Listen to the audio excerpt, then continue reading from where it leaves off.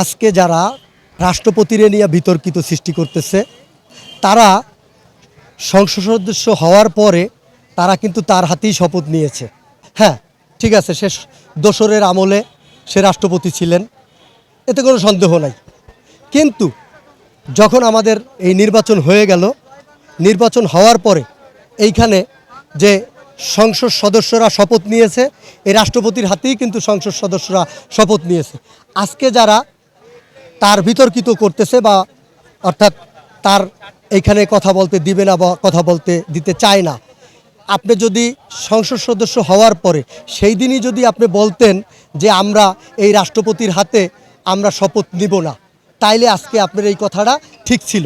কিন্তু আপনি তো অলরেডি শপথ নিয়েছেন, এখন আপনি যে বিতর্কিত সৃষ্টি করতেছেন এইটা কি আসলে আপনার যায়, আপনার হয়?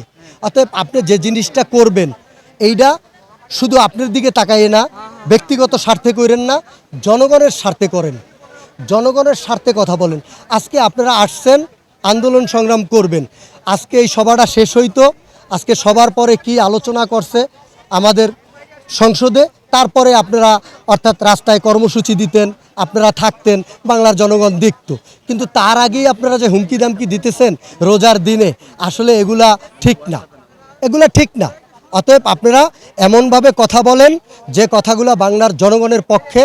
এই জনগণের পক্ষে কথা বলতে হলে জনগণের পক্ষে থাকতে হবে, জনগণের বিপক্ষে যেয়ে আপনি জনগণের পক্ষে কখনো কথা বললে কাজ হবে না।